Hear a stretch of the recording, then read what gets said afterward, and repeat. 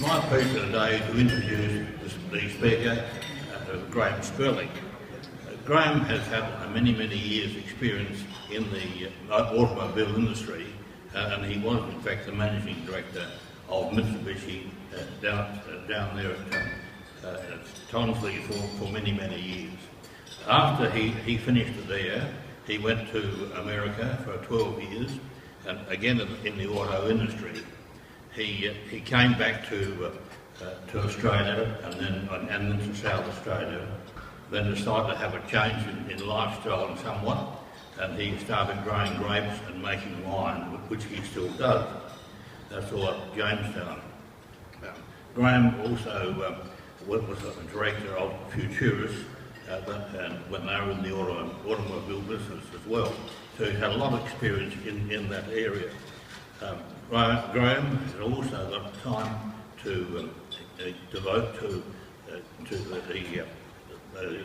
looking after certain of the Catholic Church Finance.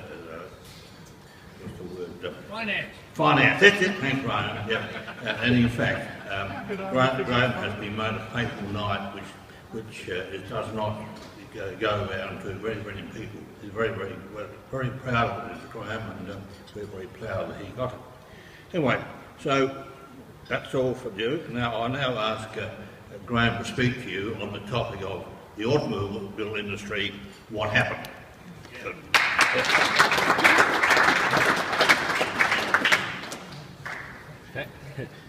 Thanks, Ivan. I'm sorry you forgot all about finance, but that's okay. Anyway, we've been everywhere, and when Ivan said, he spoke to me one day and he said, "What happened?" And I thought, that's not a bad title, so I'll tell you very quickly, and I know that I've got to finish in 15 minutes, and I've worked out I've got 6 pages of double space, that's about 1.5 minutes a page. What happened? And Ivan gave me the title. It made me think hard, to say the least, and the short answer, it starts back nearly 70 years if we really want to know what happened. Am I too close or too far? Pilco said too close. Stay close.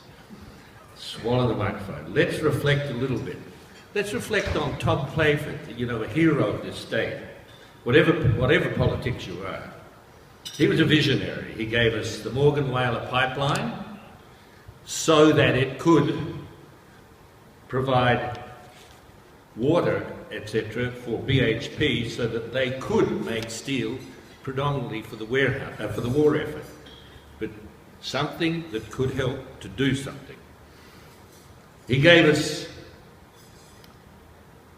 ETSA. He gave us ETSA to modernise our power supply, and he also encouraged the carriage makers then at the time to become bodybuilders. They had probably turned at that stage, but don't rely me on all the dates that I'm going to give you on history. But he encouraged them to become bodybuilders, seek foreign investment, and become the auto industry. And so in time, Holden became General Motors Holden, and Richards became Chrysler. And not many people know that most of the people in here would know that in those days, Chrysler down at Keswick, where the Corners is now, and there's still signs everywhere for it. Signs of interior, not out exterior. He encouraged the car makers and Holden and Chrysler. Along with the federal government, he brought migrants to our state. Initially, they were largely displaced persons from the war-torn parts of Europe. We called them Balts, even if they didn't come from wherever, it didn't matter where they came from. Even if they weren't from Estonia, and of course it was the era of the Arvi Parbos of this world. And I'm bringing these cultural points out because they're all significant in what really happened. It's a bit like the charge of the Light Brigade. What happened? There were Greeks and Italians and Poles, and we can still track them in their ghettos around Adelaide. They worked at Woodville, Milan, Keswick, Finsbury, and not very far from their houses, from their homes. They rode bikes to their jobs and enjoyed and revelled in the new industry. It was a carryover of the defence industry, and the car industry was born. Adelaide was still small, and I think all of Australia about that time was of the order of 7 million people. Similar events were occurring in other states, of course, but I'm focusing on what Ivan said, what the hell happened here? And so it's only South Australia about which I am speaking. From around the 50s and through the 60s, the workforce were loyal, hard-working, and were unionised mainly by their crafts. Lots of union with different ideals and differing strengths. During the 60s, the federal government formally adopted a policy of developing manufacturing.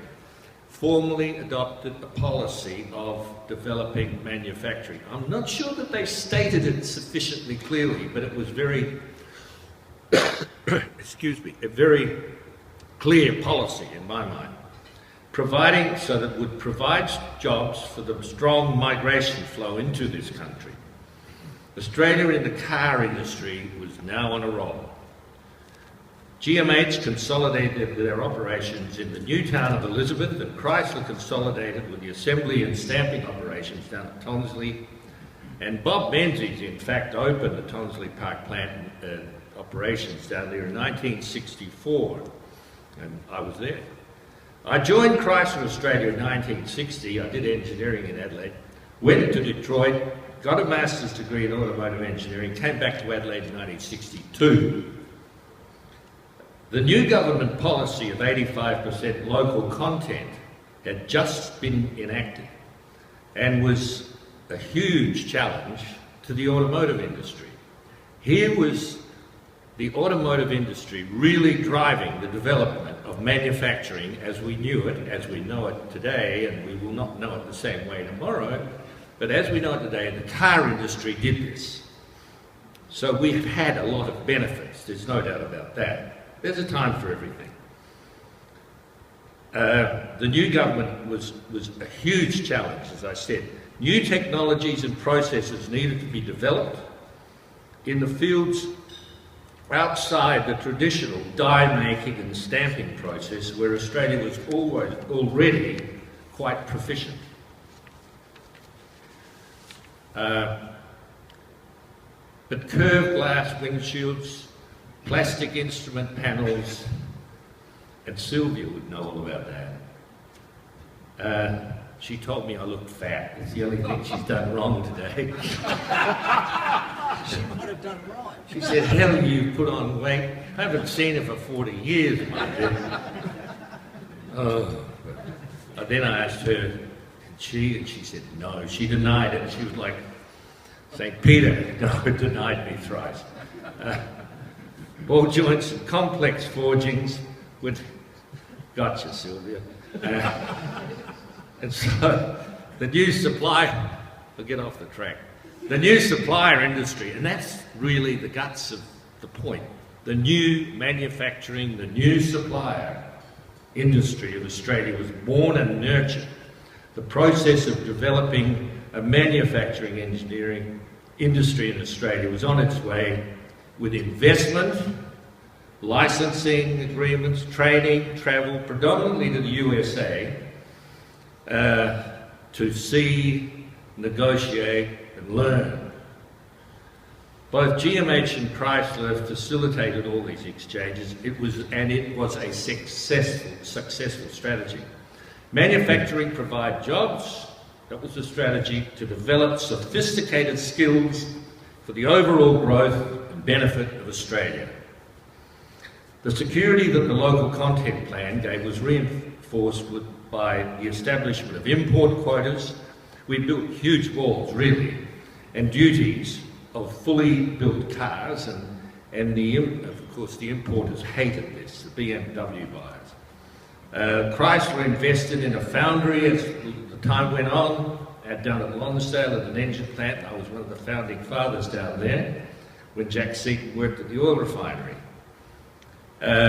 and GM grew Elizabeth.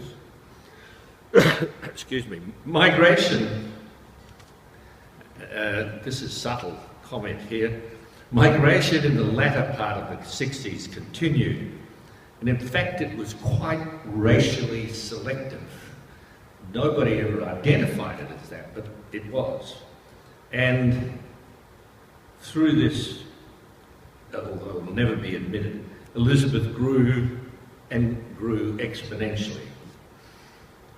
Morford Vale and Ranella also absorbed people from the Midlands in UK. And they were, in the early days, extremely difficult. And God saved me for saying it, but there were some Irishmen there too that weren't too damn good. They must have been from the north, that's all I can say. Yeah, by now, unions have substantially consolidated away from the crafts tradition that they had and progressed. They had progressed. The management, however, in this area was very, very hierarchical, very much based on the American, the old English model with derivations, and office sizes were all very disciplined. The jug and the rug were the words that were said, that if you got a jug of water and a rug on the floor, you were definitely somebody. Foremen they all wore ties. Management, of course, wore suits. Smoking, I often think about this. Smoking in the plants then was de rigueur. I'm not sure what that means. I mean, that smoking was. I know what de rigueur means. And managers wore suits. Senior executives ate in separate dining rooms, away from the not-so-senior executives who had their own separate dining room. And of course, the rank and file were in the canteen. All these cultural situations influence the outcomes. In the 70s, productivity improvement in Australia was identified as an absolute necessity. The Japanese were showing the world how good they had become. But not many people would identify that they needed to change. The Americans didn't, and I had a lot to do with America in those days too. The English didn't, and a lot of Australia didn't either. I was fortunate that I got under the, how can I put it? I was right inside the thinking of Japan through the 60s, through the 70s, because they were about to invest in Australia. And anyway, I've deviated slightly. But they were showing the world, the Japanese were showing the world how good they were and how they'd become. Nissan Australia and British Leyland gave up the fight in Australia. Around about that same time, Toyota could see the opportunities and invested heavily. And now there were 4 car companies in Australia. In Detroit and Dearborn, things were getting tough at the same time. Mitsubishi had acquired 25% of Chrysler Australia. Mitsubishi then was strong. When you put all the various Mitsubishis, they're extremely strong. And way back, just as an anecdote, I tried very hard to do a joint venture with, in latter years, with Toyota, but Mitsubishi rejected it because they thought they weren't, Mitsubishi saw themselves on a much higher plane of thought and money and all the rest of it, culturally, than Toyota. They thought they were not very important. What a judgment that was. This is Mitsubishi Corporation, Mitsubishi Shoji, the whole damn tootie.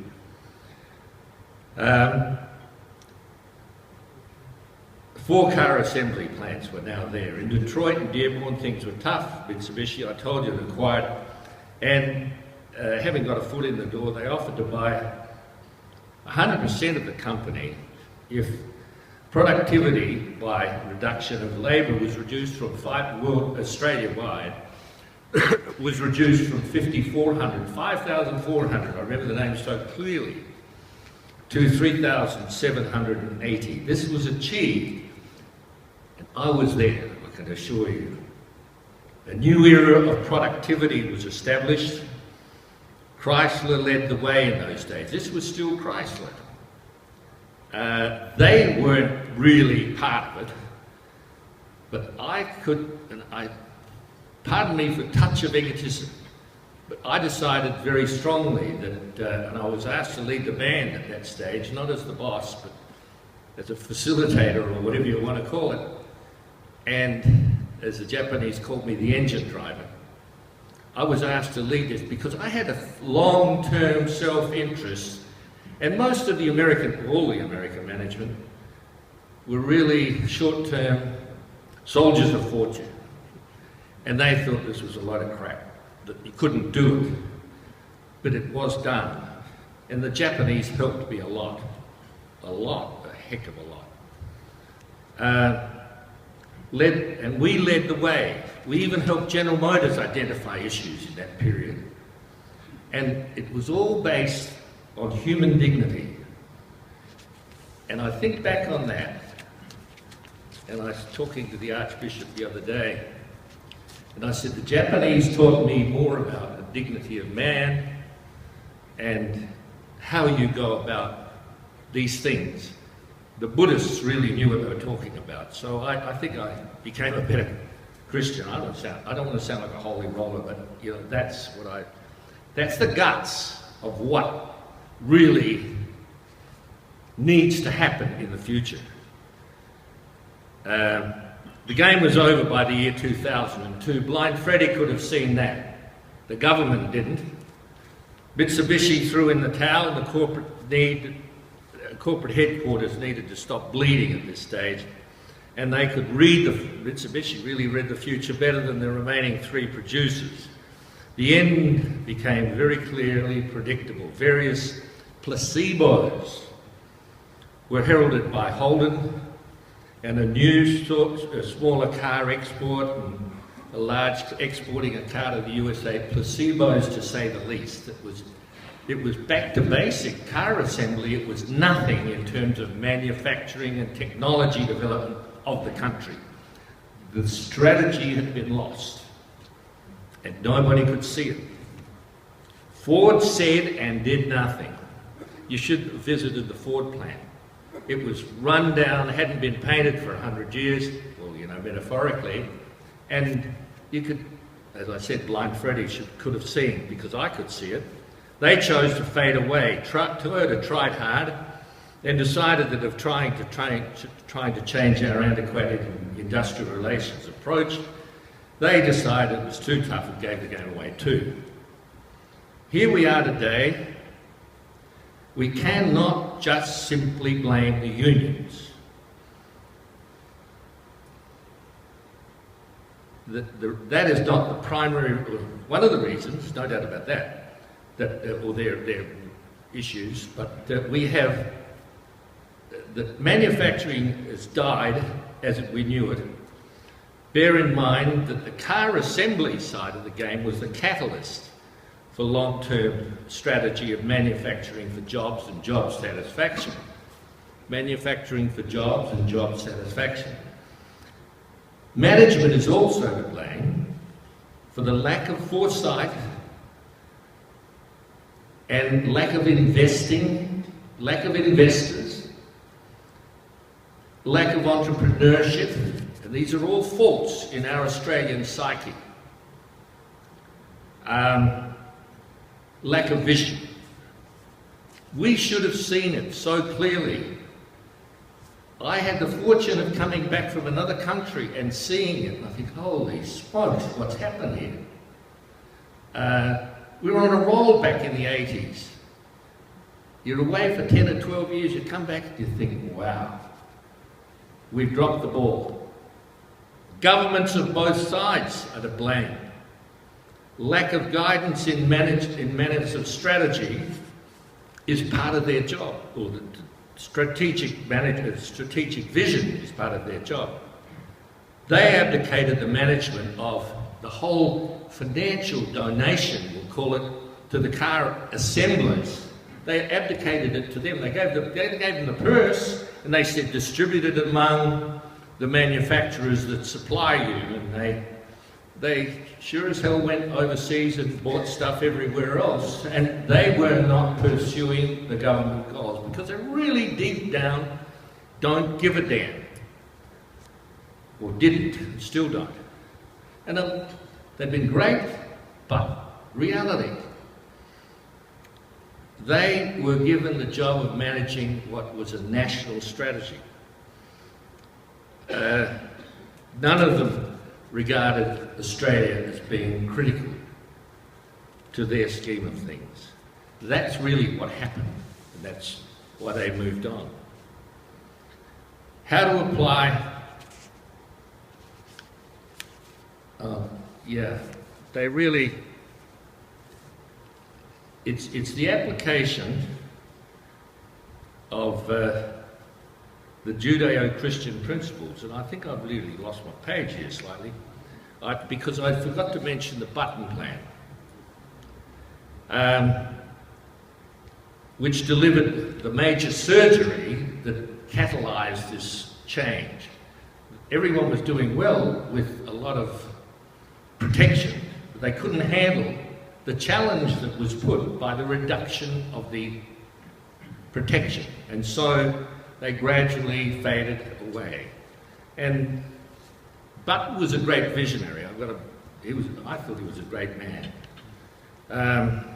And he did a lot during that period to encourage productivity in this country.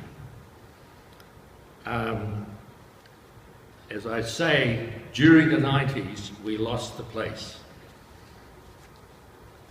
As the car companies aggressively pursued overseas purchasing, the manufacturers, the suppliers, all they cried out for was more government support. They didn't see the need for productivity, changing in product plan, developing new ideas, whatever was needed to keep their business going. So where do we go from here? The soup of dry economic theory says do nothing and let the market force have its way. I believe that's not the answer. There needs to be a bit of a shandy in this whole thing to develop the future. A shandy that involves the need for people to work. I firmly believe that meaningful work is an essential ingredient in our society that will provide individual dignity and family unity, family cohesion. That's really what life's all about. The dollar is a measure, it's a key performance indicator, but social cohesion is something we need, and we look around the world and holy smokes, what sort of problems have they got? It's nearly too late for us to define and implement a new strategy born of lateral thinking and lots of goodwill. A new strategy that says, call it manufacturing, call it whatever you want to call it, but it's focused on the development of our country as individuals and teams and people and towns and villages, and it's based on human dignity. I've got lots of thoughts on this, but I know I've run out of time. There's lots of thoughts I've got on how possibly this can be done, or what we should do to step up to the plate. But the start of it all, and we didn't hear it in last night's budget speech, much to my sorrow.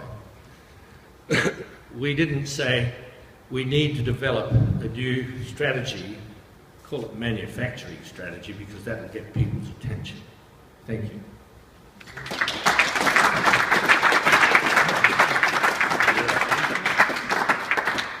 Thank you, Graham, for that. And now we have one or two questions. Looks like John Hunter's in. Yes, John. Sir, around 2000, I switched to a decent car, and I kept saying, it's a wonder Ford and Holden don't produce a decent car. And it seems that Holden really wanted to die, and because they brought out a decent car and most of the same new body as they got this new model to Australia, the same size, imported from somewhere else. But They could have built it here and we would have bought Holden if that was the case. Would you care to comment? Everybody's in the game for a buck, so's Holden. That's the reason. I can't say any more than that. That we were too. It's an economic failure. This strategy was good during the high level, and then there was a button designed this, and I was involved in the designing of it too, and I was one of the dogs in the manger because I supported a reduction of tariffs, and the Japanese didn't like me saying that sort of thing.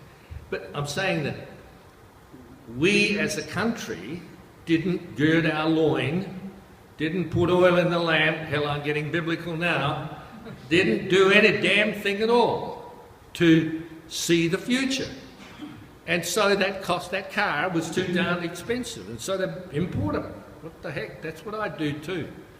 We should have been ready. We should have been, because the manufacturing is not the car assembly. That's the first thing any emerging country does. We, as an emerging country, did it first, assemble cars.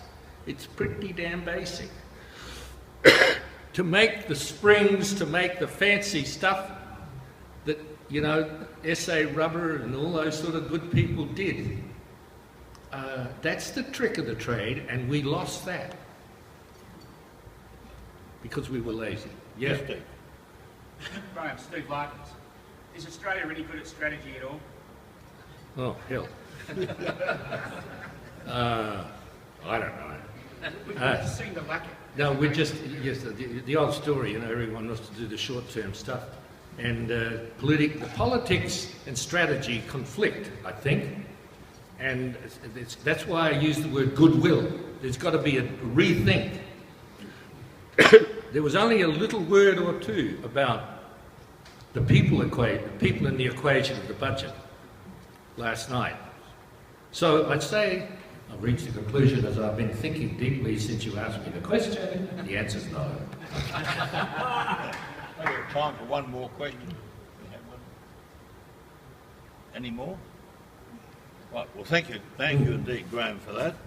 It was very, very nice and very good indeed. Thank you, and there's a small gift to remember us for. Thank you. Thank you. Thank you very much.